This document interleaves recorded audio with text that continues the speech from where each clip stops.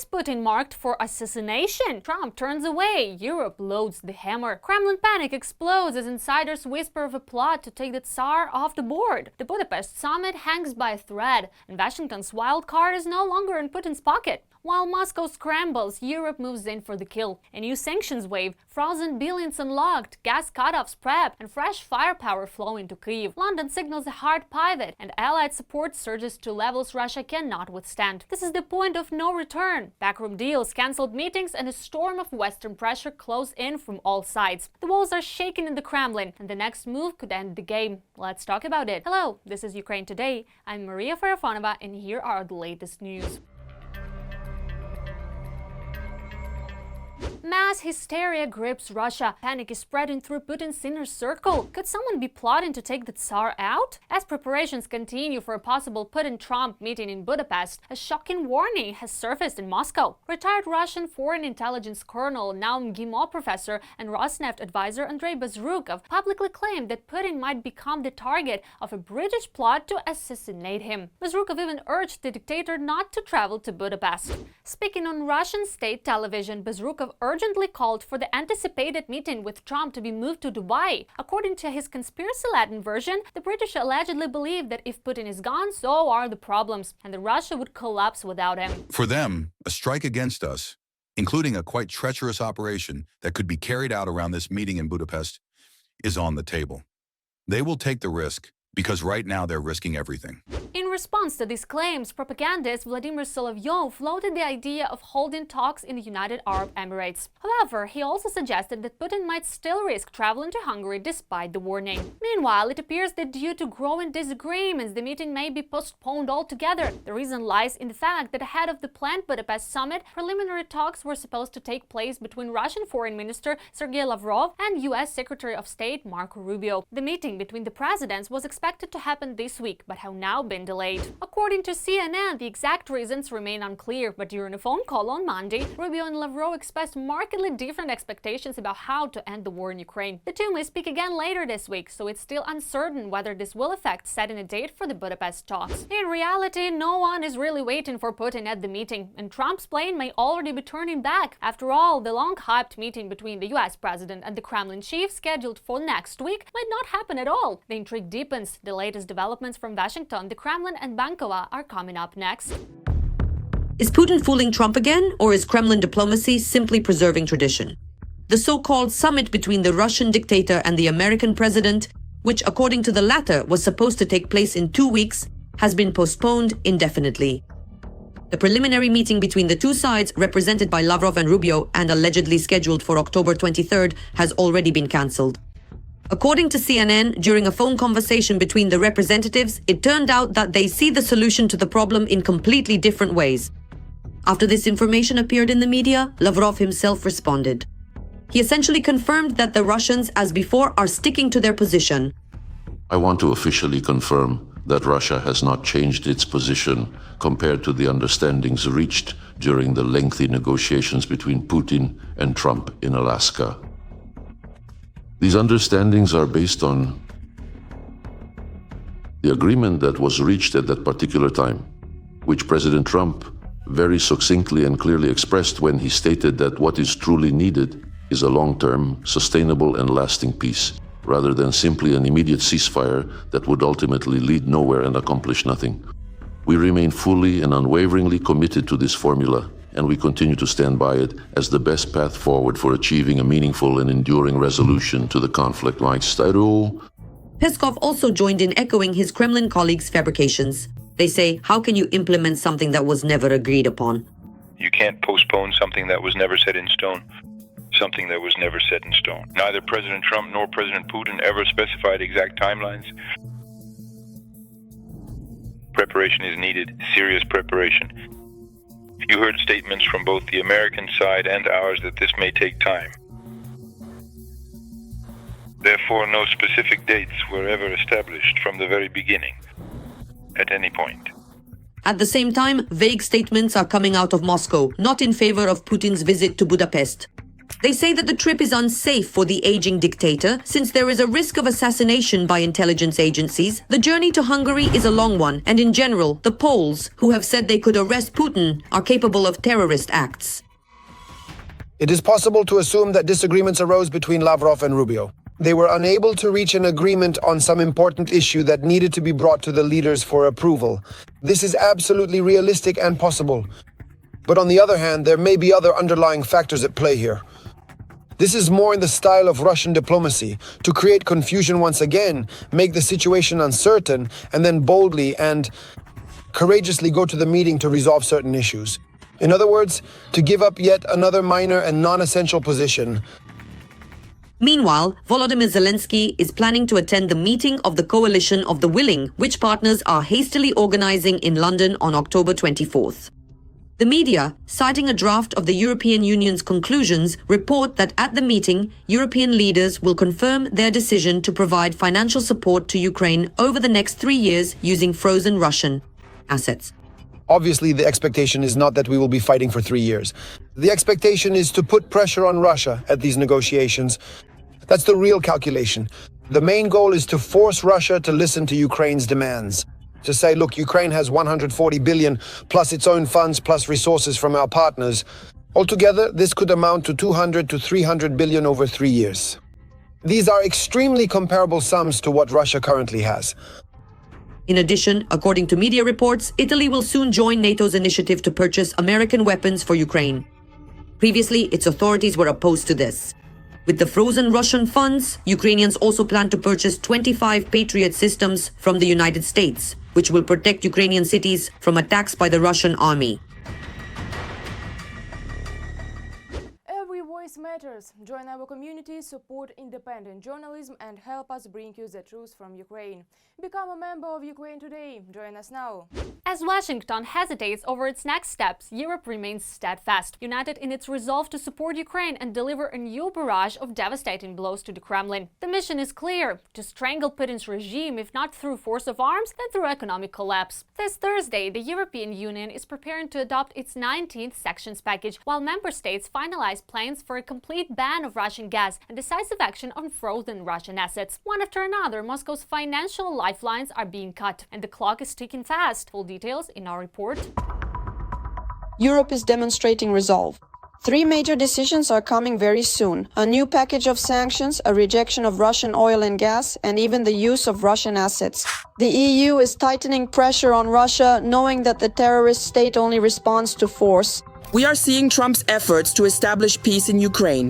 Of course, all these efforts are welcome, but we do not see Russia truly striving for peace. Russia only understands force and negotiates only when it is truly compelled to do so. That is why, of course, we are discussing what else we can do. The new package of sanctions in the EU will be approved as early as Thursday, October 23rd. This is the conviction of the EU High Representative for Foreign Affairs and Security Policy, Kaja Kallas. The package will differ from the previous ones. The restrictions will affect 3 key areas at once: energy, financial services, and trade. The change in approach to sanctions was already mentioned at the beginning of October by the President of the European Commission, Ursula von der Leyen. According to her, the EU will no longer propose phased sanctions, but instead wants tougher measures. However, quick results should not be expected. The new restrictions are designed for the long term.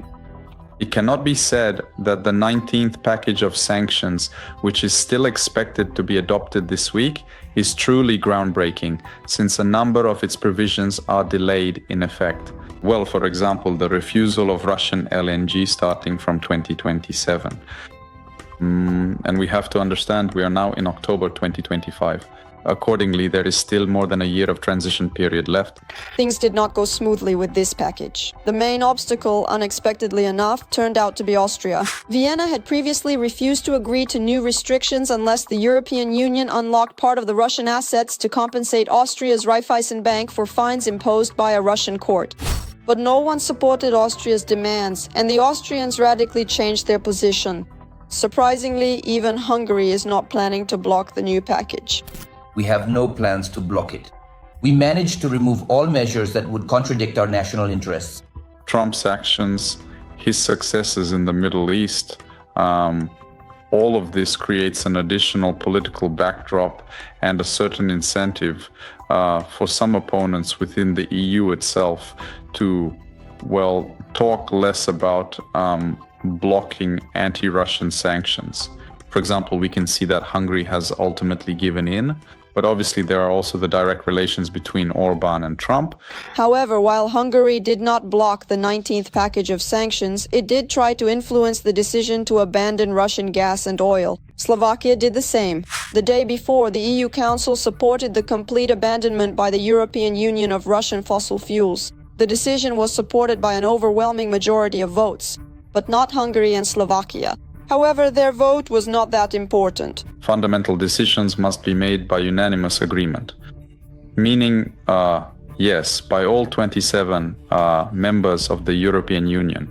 But for a number of specific issues, a qualified majority is considered sufficient.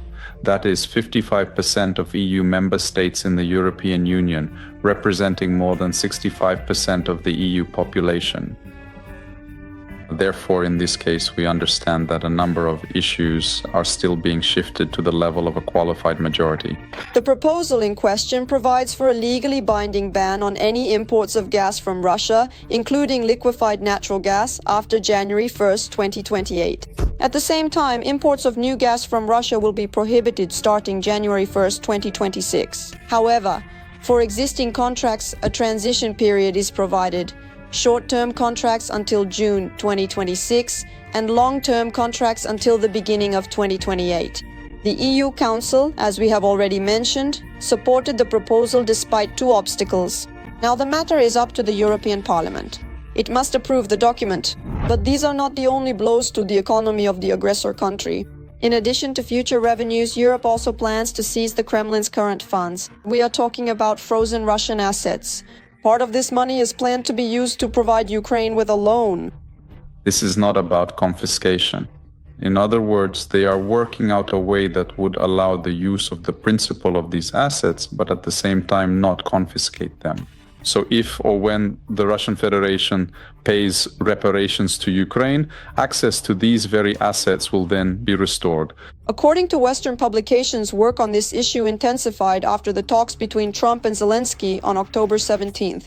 Allegedly, the president of Ukraine was pressured by the American leader. And it seems that the EU has decided to become more assertive so that they too are taken into account. Already this week, politicians will try to reach an agreement on the use of frozen Russian assets. They will definitely discuss it. I don't expect a decision just yet, since there is still time according to previous agreements. But it's clear that for the budget years 2026 and 2027, it will be necessary to adopt serious consolidated options.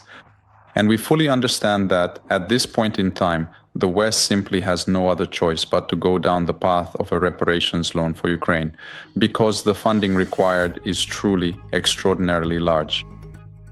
Whether European politicians will be able to reach an agreement remains an open question. But Europe's determination in its recent actions gives hope. The EU is not going to unquestioningly listen to Trump, but is ready to provide help and take action.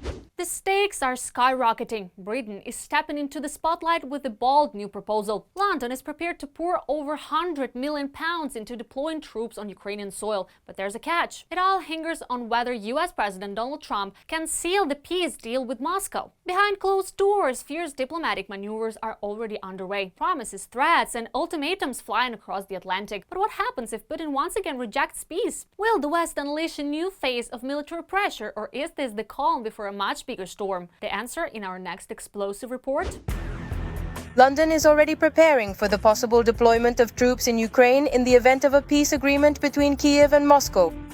This was stated by the UK Defence Minister John Healey. It is also reported that the United Kingdom is ready to allocate more than £100 million equivalent in Ukrainian hryvnias. This amount is more than 5.5 billion hryvnias for the possible deployment of their troops in Ukraine. First and foremost, this is meant to demonstrate that these countries are ready to contribute to peace. But I think for now it feels like this is more talk than action, because if we recall initially what Emmanuel Macron was talking about, what France was saying was about sending troops. And there was even an idea that this would happen during the full-scale war, but in order to help the Ukrainian army not be distracted by those areas where there are no active hostilities, meaning the border with Transnistria and the border with the Republic of Belarus, troops would be deployed there. This would be presented as the direct involvement of European countries in the war. Healy spoke about the efforts of the UK and France to form a coalition of the willing consisting of 30 countries, which in the future is preparing to deploy forces on the territory of Ukraine. Well, regarding the fundamental principle that the Europeans made a commitment to uphold from the very beginning, it's essentially to give Ukraine as much as necessary for as long as necessary, that is, as much as is needed for as long as it takes, and for however much time is required. Unfortunately, as is sadly well known and obvious to Ukrainians, this did not come true. And the saddest part of this story regarding this potential armed group of peacekeepers, or what in Europe is sometimes called boots on the ground, meaning on the territory. Unfortunately, this follows the same principle. That is, they make a lot of promises, which sounds great. The British are convinced that the forces sent to Ukraine will help ensure the security of the country's air and maritime space. The British minister's plan provides for the training of military personnel to participate in multinational forces that will secure Ukraine's borders. However, this is only possible if Russia agrees to end the full-scale war. When President Macron and Keir Starmer came together in London back in August, it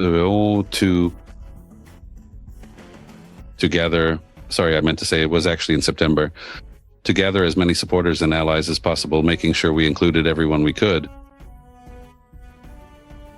In the preamble of this treaty, the agreement of this initiative, there were some very cunning and very dangerous words. That is, to help either with specific armed forces on the ground or with some other kind of material assistance. And this unfortunately, allows most of these European partners to, of course, express their support for Ukraine in its struggle. But specifically when it comes to troops, when it comes to military assistance in the form of involvement in the conflict, unfortunately, this allows them simply not to fulfill it. In addition to post-war planning for aid to Ukraine, Britain is also helping our country right now. Just this year, it was announced that the British have provided a record amount of aid totaling £4.5 billion. Additionally, together with the United States, the United Kingdom has shown leadership in coordinating a broader group of countries providing Kyiv with weapons and financial support. In September 2025, the United Kingdom provided Ukraine with military assistance amounting to more than $1.3 billion. These funds were allocated from frozen Russian assets. The country's governments noted that this made it possible to supply hundreds of thousands of artillery shells, hundreds of air defense missiles, spare parts, and to sign new contracts for the maintenance and repair of equipment and vehicles.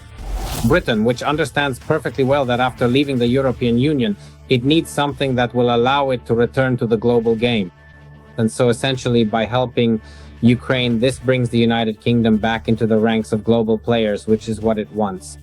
And that's why even something as simple as them more demonstratively lifting restrictions on the use of their weapons is significant here. And providing it to Ukraine is also, in my opinion, an argument in favor of Britain's growing role in global politics. And that Ukraine's victory in this war will not only be a victory for Ukraine, but also a victory for the United Kingdom, which Britain understands perfectly well. This Friday, October 24th, a meeting of the Coalition of the Resolute will take place in the capital of Great Britain, London. Preliminarily, the President of Ukraine, Volodymyr Zelensky, is also expected to join the meeting. What do you think about the latest events? Share your opinion in the comments, like the video, and stay informed about the main headlines. More to come.